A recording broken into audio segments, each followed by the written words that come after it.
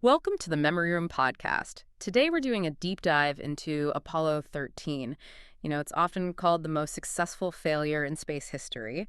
And we want to look beyond maybe the movie version for a bit. Our goal here is to really analyze the incredible problem solving that happened. Right, both in mission control and with Yeah. the crew itself. Exactly. And also dig into the technical stuff, the things that went wrong before the mission even launched, which I found fascinating. Yeah. And yeah, compare it a bit to the movie, see what holds up. Yeah, it's a fantastic case study. We've looked at the official NASA reports, like the review board findings, internal documents too, and there's analysis from aviation experts, documentaries. Mm. And it gives you the technical details, but also, the human story. Which you need both of, really. The dry facts and the high stakes drama combined. So, Apollo 13, it was supposed to be the third moon landing, right? Aiming for From Arrow. That was the plan. Yeah. From Arrow formation. Yeah. Geologically interesting target. And even before launch, there was all this talk about superstition. Yeah. Launching at 1:13 p.m., 13.13 military time. Yeah, people love that angle. Yeah. But honestly, that was just orbital mechanics. Physics dictated the launch window, not bad luck. Right, right. The real pre-launch issue, the significant one, was the crew change, wasn't it? Absolutely. Jack Swigert stepping in for Ken Mattingly literally days before launch. Because Mattingly might have had German measles. Exposed to it, yeah. So Swigert, who was the backup command module pilot, had to jump in. And, talk about pressure. He needed intense last-minute sim training. If that training hadn't been absolutely top-notch, if he wasn't completely current, well, things could have gone very differently later. That just highlights how crucial preparation is, even for things you can't predict. That sets the stage for improvising later. That's a key theme for this whole mission, I think. Preparation meeting crisis. Totally. And the crisis itself, it wasn't bad luck or a single mistake during the flight. It started years earlier. That's what kind of blew my mind reading the reports. Yeah, the root cause goes way back. The official investigation points this out clearly. So the first inkling of trouble in flight, that was around 47 hours in. 46 hours, 40 minutes, ground elapsed time, yeah. The crew was asked to turn on the fans in oxygen tank number 2. Just routine, stirring the cryogenic oxygen to get accurate readings. And then the gauge went crazy. Bingo. The quantity gauge jumped off-scale high, over 100%. They figured, okay, probably a short circuit in the gauge itself. Annoying, but not, alarming at that point. Just a glitch. But it wasn't just a glitch. The real problem started back in 1968. That's right. 2 years before launch. The oxygen shelf assembly, the unit holding tank No. 2. Yeah. It was dropped. Or, well, jarred significantly. Yeah. About 2 inches at the contractor's plant, North American Rockwell. How did that even happen? Seems like a bolt was mistakenly left in place when they were trying to lift it out of another service module. The lifting fixture broke, and bang, 2 inches. Doesn't sound like much, but... But it was enough. It likely damaged something internal. Maybe the heater assembly wiring, maybe the insulation. Nothing obvious from the outside, though. Just a sort of hidden weakness introduced into the system. Almost forgotten. Okay, so a slightly damaged tank. Then fast forward to just before launch at Kennedy Space Center. They ran into another issue during testing, right? Yes, during the countdown demonstration test in March 1970. They needed to empty tank 2, a process called detanking.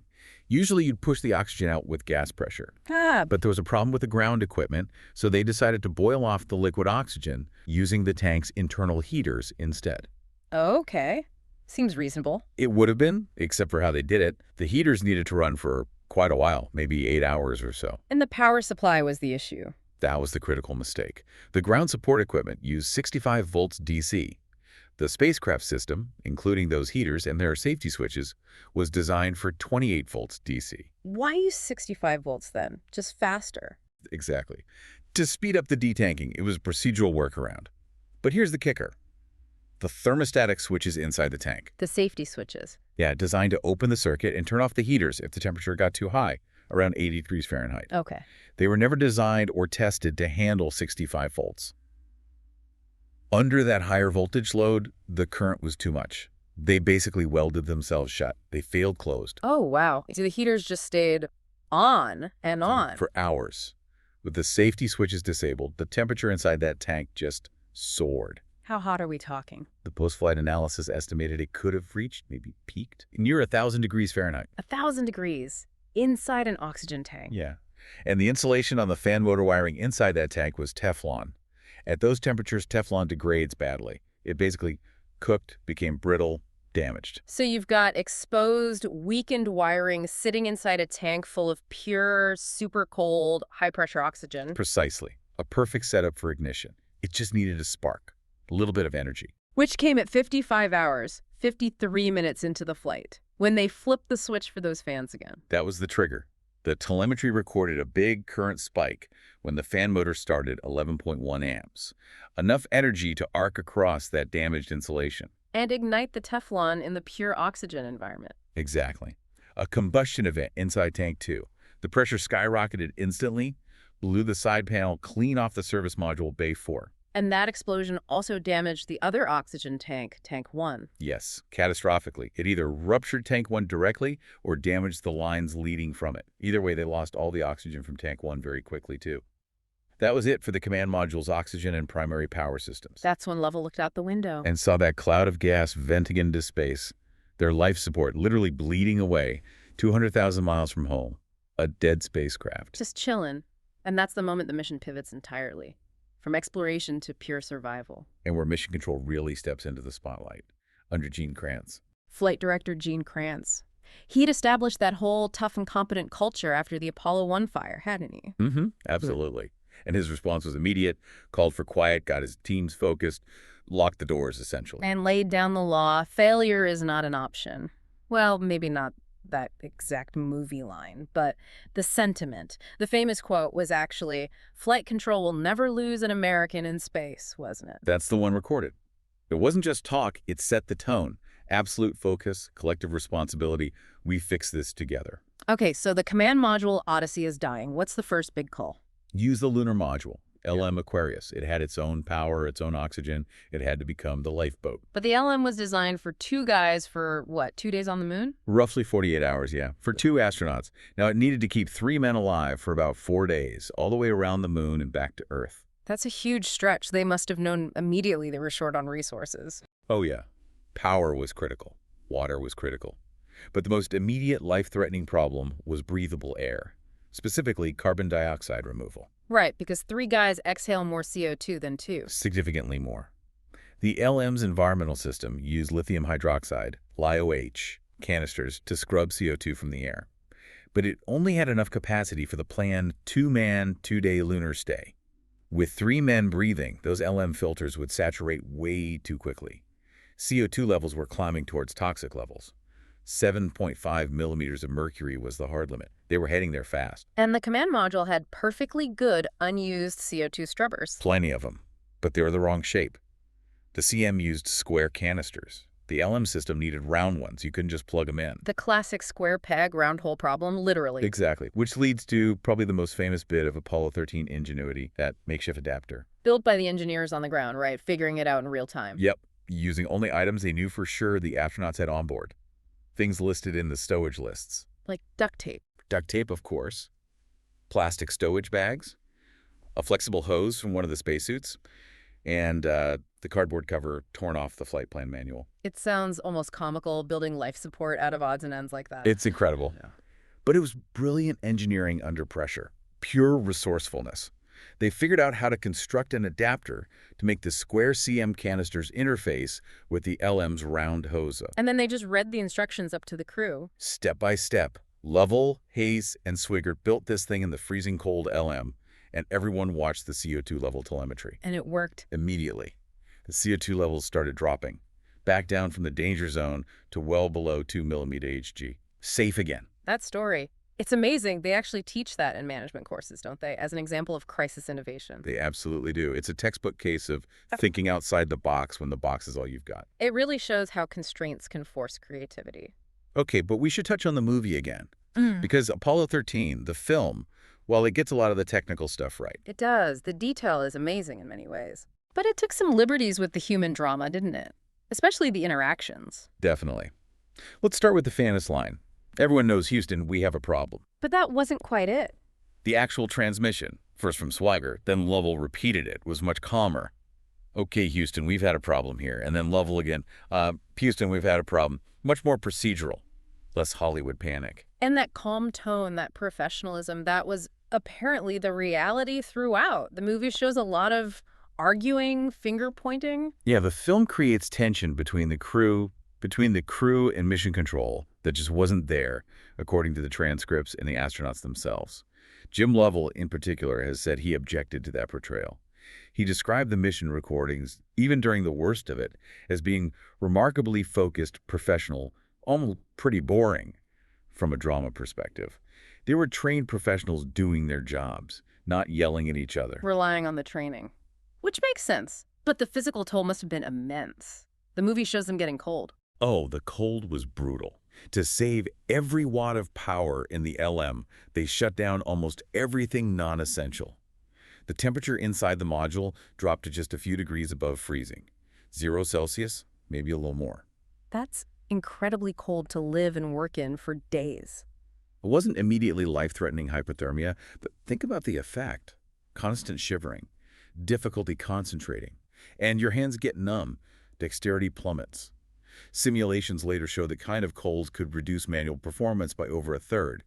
Just doing simple tasks becomes incredibly difficult when you can barely feel your fingers.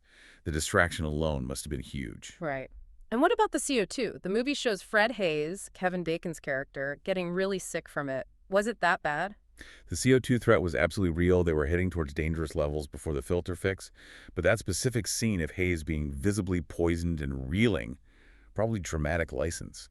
If the CO2 had actually reached levels that caused that kind of severe incapacitation, they likely wouldn't have been able to build the filter adapter correctly. Their cognitive function would have been too impaired. Okay, so reality was bad, but maybe not quite that visually dramatic on the CO2 front. But still, freezing, exhausted. Utterly exhausted, running on fumes, cat naps for over 80 hours straight. But their mental focus remained incredibly sharp when it needed to be. You know, there's that little detail about Jack Swigert. He actually scribbles a note to himself on the procedures. Yeah. What did it say? Something like, don't hit LM jettison button. A reminder, under extreme stress, not to accidentally push the button that would send their lifeboat drifting away before they were ready. It shows the level of intense concentration required for every critical step. Wow. Just keeping track of everything. Which brings us to the final act, getting home. Re-entry. Yeah, possibly the most complex part of the whole recovery. They had to bring the command module back to life after it had been powered down and frozen for days. And they had to navigate using the LM, essentially steering the whole stack towards that tiny re-entry window. Mission Control had to write completely new procedures for this, didn't they? On the fly. Over 80 straight hours of work. They developed a massive checklist, 39 pages, 400 steps for a non-standard re-entry that had never ever been simulated or tried before. Every single step was new territory. And the absolute critical moment was that final course correction burn, right, using the LM's thrusters. The final tweak, it was incredibly precise. Just a 3.2 feet per second nudge using the LM's reaction control system thrusters. Why so critical? Because they had to hit the Earth's atmosphere within a very narrow corridor, about 6.5 degrees inclination. Too steep, they burn up. Too shallow, they skip off like a stone on water. And end up in orbit forever. Effectively, yeah. An unplanned, unrecoverable orbit, no second chances. They had to nail that entry angle. And they did. They did. After that burn, it was time to shed the deadweight. First, the service module. Which gave them their first actual look at the damage. Right. Lovell famously said, there's one whole side of that spacecraft missing. That blown-out panel in Bay 4. Confirmation of just how close they'd come. And then saying goodbye to the LM. Yeah, jettisoning Aquarius. Must have been an emotional moment. That lunar module was only designed for a gentle landing and short stay on the moon. Instead, it served as their lifeboat, their engine, their environmental control for 4 days. It did work it was never meant to do. An unsung hero of the mission, really. Absolutely. Then came the final hurdles, powering up the cold-soaked command module, Odyssey. Would the frozen electronics even work? And the parachutes, the explosive charges to deploy them were cold-soaked too. Huge risks right to the very end. Then the plunge into the atmosphere. Radio blackout. Which lasted longer than usual. Yeah, agonizingly longer. About a minute and a half longer than the predicted 3 minutes because their entry angle was a bit shallower than planned. Imagine the tension in mission control. And for the crew, silence. Until the first reports of visual contact. And then the sight everyone was waiting for. 3 beautiful main parachutes blossoming open against the blue sky. They were home. Safe. It's just an incredible story. The recovery really proved its capacity for innovation under the absolute worst pressure, that collective problem solving. And it goes back to preparation, too.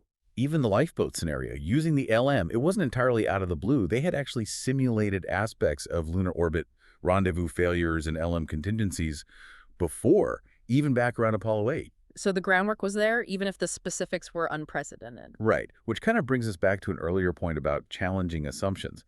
The whole reason they had a lunar module capable of being a lifeboat was because of the Lunar Orbit Rendezvous, LOR, decision years earlier. Which was controversial at the time, wasn't it? Hugely. Most of NASA initially favored direct ascent or Earth orbit rendezvous. LAR seemed risky, complex. It took one engineer, John C. Hubbold, really pushing against the grain, championing LOR relentlessly. He basically had to force NASA management to reconsider, famously asking them, do we want to go to the moon or not? They apparently thought he was becoming a real pest. But he was right. And his pest advocacy for a different approach ultimately provided the architecture that saved Apollo 13. Exactly. So maybe a final thought for you listening is to consider that. What established ways of thinking, what complex systems in your own work or field might need that voice in the wilderness? Someone asking the uncomfortable questions, even if it makes management a bit edgy. Yeah. And also reflecting on how things fail. Apollo 13 wasn't one big mistake. It was a chain. A small drop years earlier, a procedural shortcut in testing, degraded wiring, seemingly minor things, neglected anomalies that lined up just right or wrong to cause a near catastrophe. That slow cascade failure can sometimes be more dangerous than a single obvious flaw. Something to definitely think about, the accumulation of small risks. I'd love to hear your thoughts on this topic. Please share them in the comments. Thanks for watching the Memory Room podcast. Don't forget to subscribe and turn on notifications.